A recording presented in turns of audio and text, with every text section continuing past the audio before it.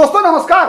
15 अप्रैल 2026 को जब से सम्राट चौधरी ने बिहार में मुख्यमंत्री पद का शपथ लिया, तब से लगातार न केवल विपक्ष बल्कि सहयोगी दल और यहां तक कि भारतीय जनता पार्टी का भी एक खेमा ऐसा है जो लगातार सम्राट चौधरी को अंडर एस्टिमेट करता है, सम्राट चौधरी की आलोचना करता है और दिन गिन रहा है कि कब बीजेपी मोदी और शाह सम्राट चौधरी को bye bye tata bye bye कर देंगे। क्या यह सच है? क्या यह संभव है? आज इसी मुद्दे पर चर्चा करने का प्रयास करेंगे दोस्तों, और समझने का प्रयास करेंगे कि सम्राट चौधरी मतलब क्या।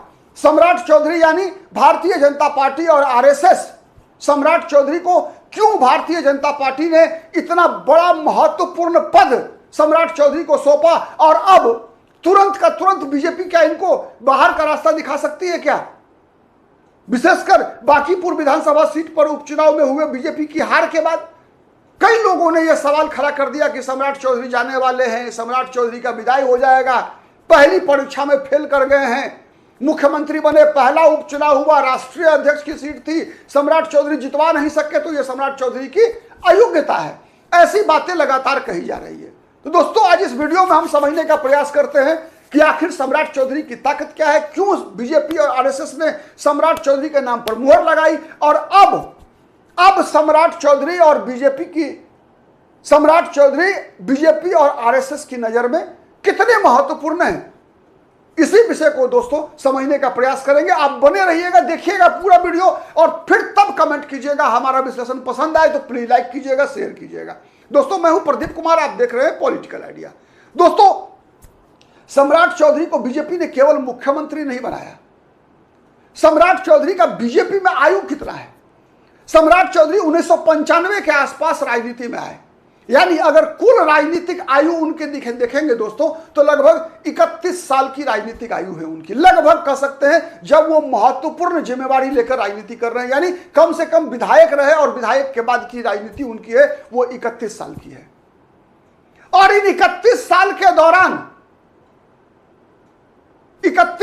दौरान 11 साल उनका बीता है भारतीय जनता पार्टी में। 31 साल में 11 साल कहां बीता? भारतीय जनता पार्टी में। उससे पहले 20 साल कहां बीता? 20 साल बीता लालू यादव के साथ, 20 साल बीता नीतीश कुमार के साथ, फिर बीता जीतन राम मांझी के साथ। यानी यही रही है उनकी। नहीं, पहले लालू यादव के जनता दल में रहे, फिर समता पार्टी में गए पिताजी के साथ। शकुनी चौधरी उनके पिता हैं। समता पार्टी में गए, समता पार्टी से फिर राष्ट्रीय जनता दल में गए, राष्ट्रीय जनता दल से फिर जदयू में आए नीतीश कुमार की पार्टी में, फिर जदयू से जीतन राम मांझी के साथ गए और तब बीजेपी में आना हुआ है। तो दोस्तों वो 20 साल जो था उसमें सम्राट चौधरी को मिला क्या?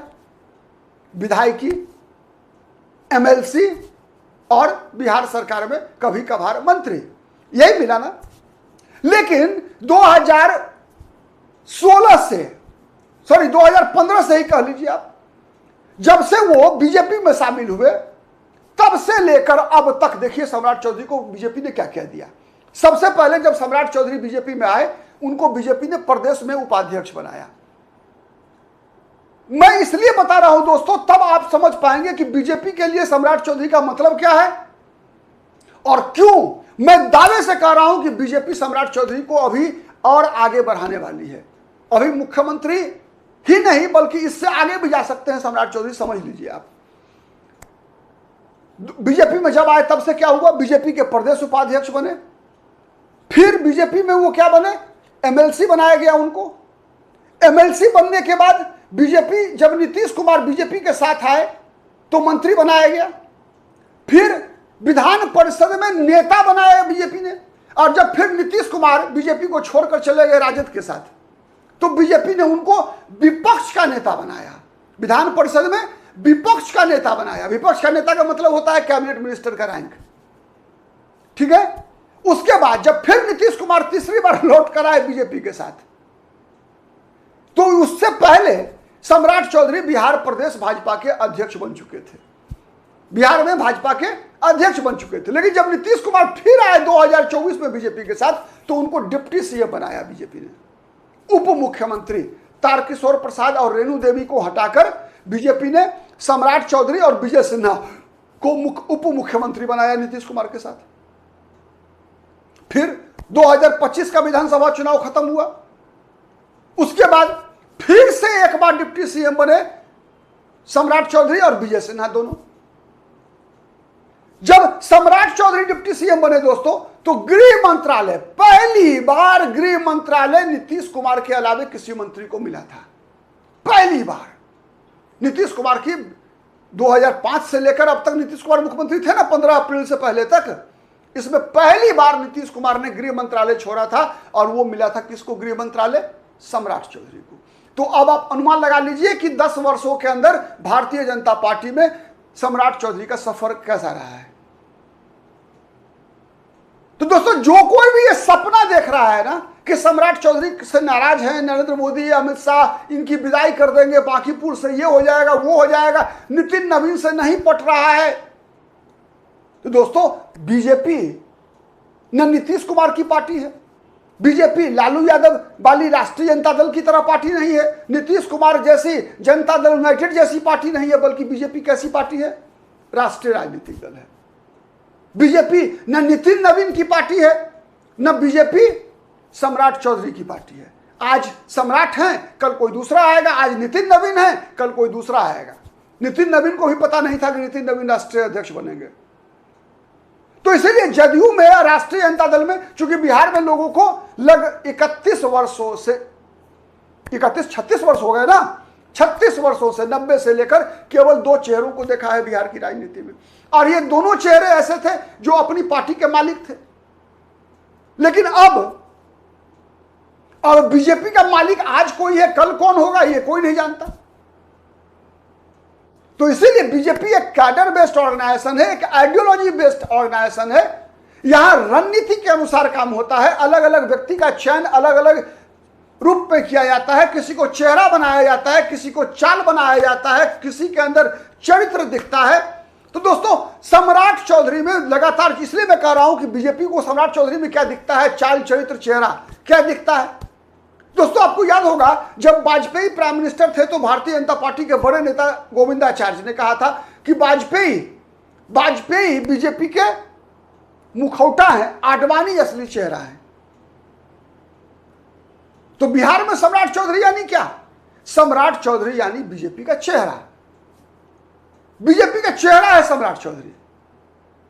और यही कारण है दोस्तों कि लगातार 10 वर्षों के अंदर भारतीय जनता पार्टी ने सम्राट चौधरी को वो दिया जो सम्राट चौधरी पिछले जो 21 वर्षों की उनकी राजनीति रही उसमें उनको नहीं मिला था, जितना 10 वर्ष में मिला। और उसका भी कारण ऐतिहासिक है दोस्तों। आज से नहीं बल्कि बीजेपी लगभग आप कह सकते हैं कि बीजेपी से पहले जनसंघ था।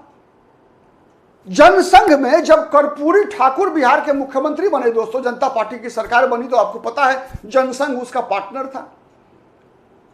रामदेव महतो भारतीय जनता पार्टी कोटे से बड़े मंत्री हुआ करते थे, सहकारिता विभाग उनके पास था।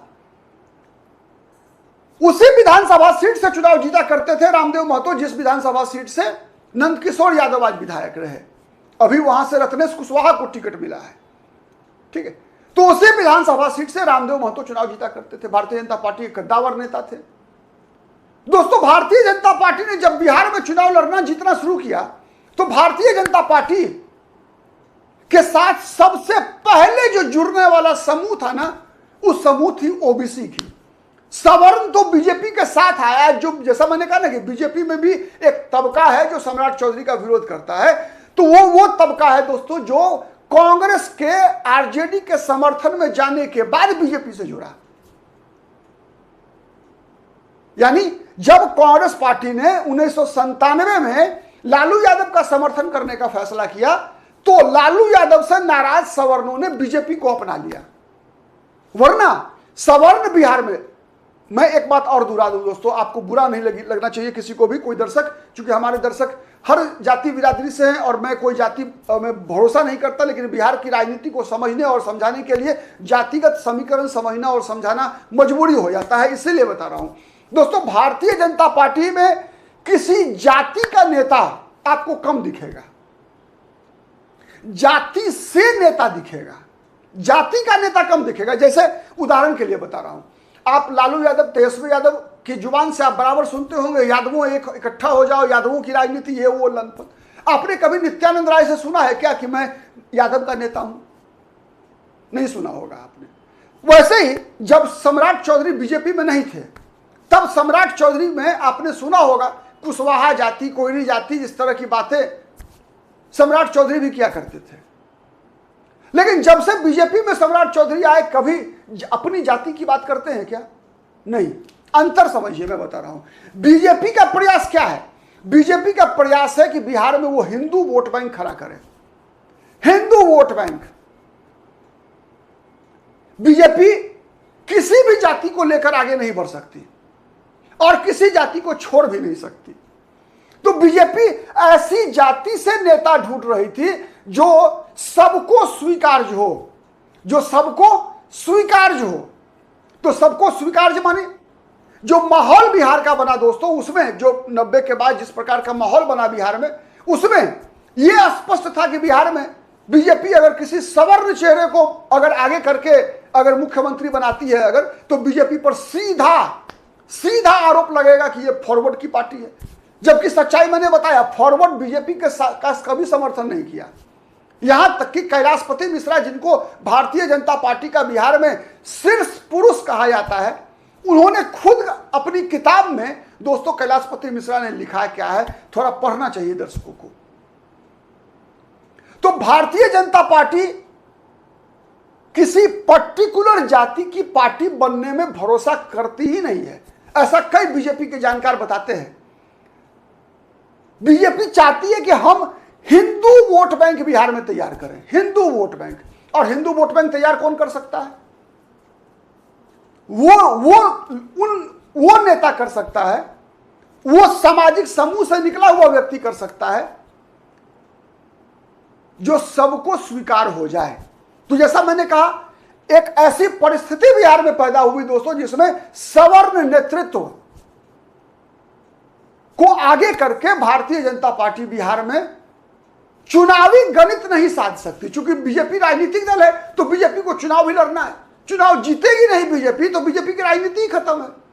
नहीं, कोई भी राजनीतिक दल जिसका गठन हुआ है, उसका तो प्राइमरी मकसद क्या है? चुनाव जीतना। और चुनाव जीत ही नहीं पाएगी अगर,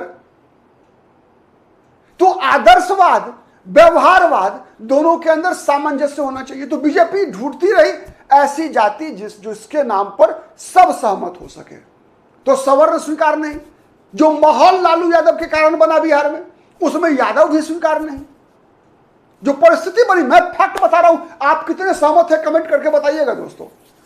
यादव जाति के लोग भी, और यही वो कारण रहा दोस्तों कि बिहार में वर्तमान भाजपा जो है बिहार में, उसमें सुशील मोदी के निधन के बाद भारतीय जनता पार्टी में सबसे पुराने वरिष्ठ, जिनको की केंद्रीय नेतृत्व और आरएसएस का समर्थन प्राप्त है, वो चेहरा है बीजेपी के पास, नित्यानंद राय।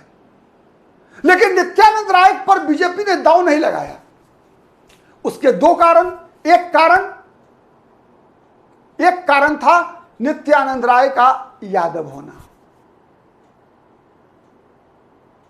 नित्यानंद राय का यादव होना सबसे बड़ा कारण था,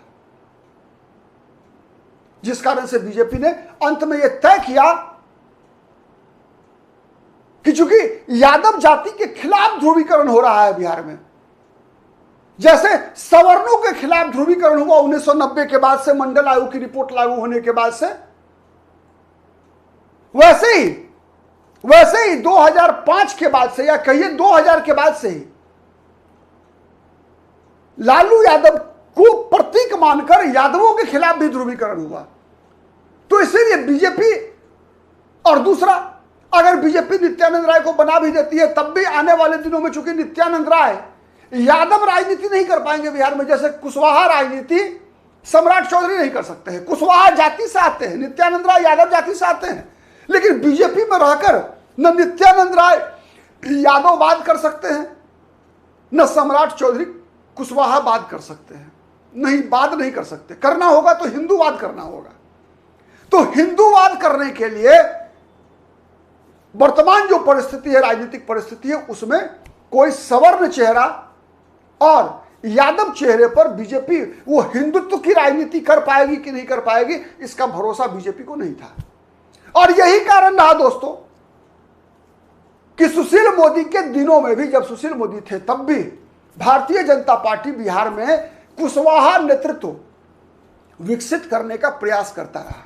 भारतीय जनता पार्टी ने कुछ चेहरों पर दांव भी लगाया, लेकिन वो चेहरे, कह लीजिए बीजेपी का दुर्भाग्य था या बीजेपी का दुर्भाग्य ही शब्द उचित होगा, कि जिन चेहरों पर बीजेपी ने दांव लगाया वो चेहरे साथ छोड़ते गए। यानी बीजेपी का साथ नहीं छोड़ा, दुनिया छोड़ दिया। कम उम्र में उन लोगों का निधन हो गया।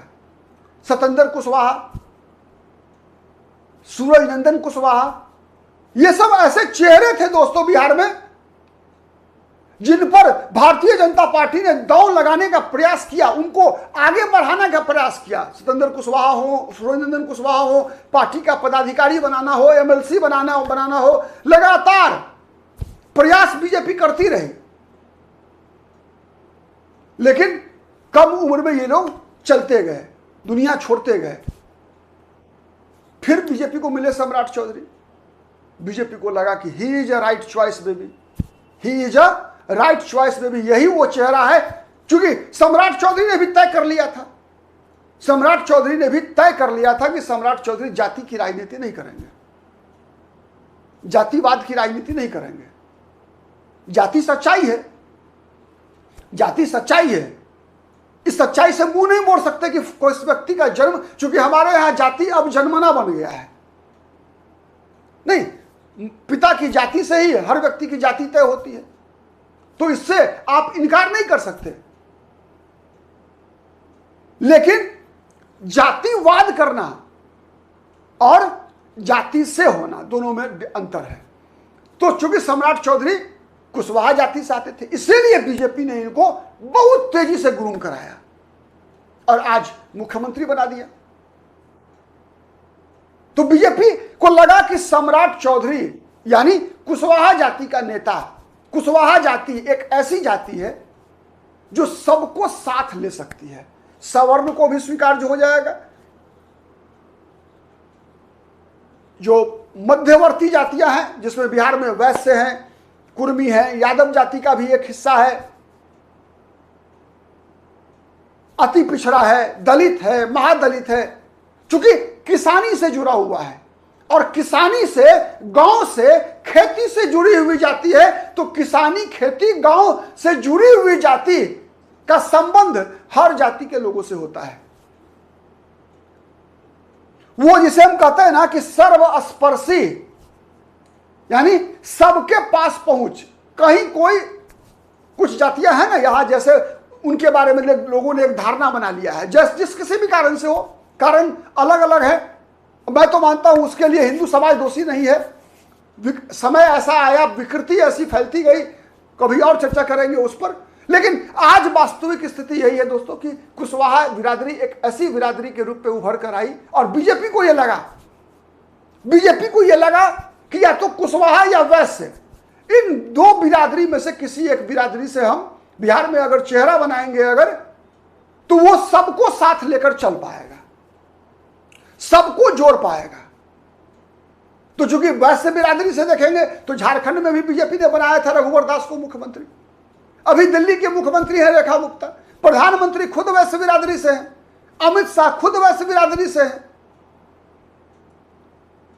तो बिहार एक ऐसे राज्य के रूप में बीजेपी की लंबी योजना में सदा से रहा कि बिहार में भारतीय जनता पार्टी कुशवाहा जाति से, चूंकि नीतीश कुमार कुर्मी जाति से थे, ओबीसी में संख्या बल में अगर कहेंगे अगर, तो यादवों के बाद हिंदू समाज के अंदर सबसे बड़ी जाति कुशवाहा है।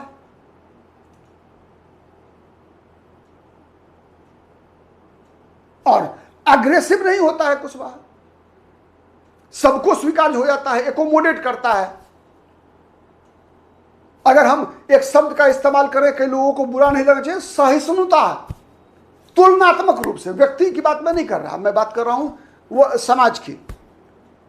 तो सहिष्णुता एक तरह से सौम्यता जिसे आप कह लीजिए, तो ये कुशवाहा के अंदर पाया जाता है तुलनात्मक रूप से कई अन्य जातियों की तुलना में। तो इस कारण से भारतीय जनता पार्टी के निशाने पर थे सम्राट चौधरी। तो क्या लगता है कि आप ये छोटी मोटी एक बांकीपुर विधानसभा सीट पर उपचुनाव में हुए हार से बीजेपी सम्राट चौधरी को बदल देगी? सवाल नहीं उठता है दोस्तों। याद कीजिए ना, गोरखपुर में लोकसभा का उपचुनाव हुआ था जब योगी आदित्यनाथ को 2017 में बीजेपी ने मुख्यमंत्री बनाया था। तो उसके बाद उन्होंने एमपी पद से रिजाइन किया और वहां गोरखपुर में उपचुनाव हुआ लोकसभा का, बीजेपी हार गई थी। ऐसे ही लोगों ने कहना शुरू किया कि योगी नहीं चलेगा, योगी नहीं चलेगा। लोगों ने मजाक उड़ाना शुरू कर दिया योगी आदित्यनाथ का। लेकिन जब फिर आम चुनाव आया तो क्या हुआ योगी उत्तर प्रदेश में और गोरखपुर में। अभी गोरखपुर में दोस्तों, गोरखपुर जिले में जितने विधानसभा सीटें हैं सब पर बीजेपी का, एनडीए का कब्जा है। तो यही स्थिति मैंने बताया। इसीलिए अगर कोई सोच रहा है कि सम्राट चौधरी को टाटा बाय बाय करेगी बीजेपी, तो गलतफहमी में है।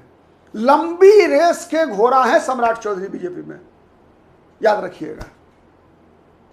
लंबा रेस चलने वाले हैं। आप कितने सहमत हैं कमेंट करके बताइएगा। आज के लिए इतना ही, नमस्कार।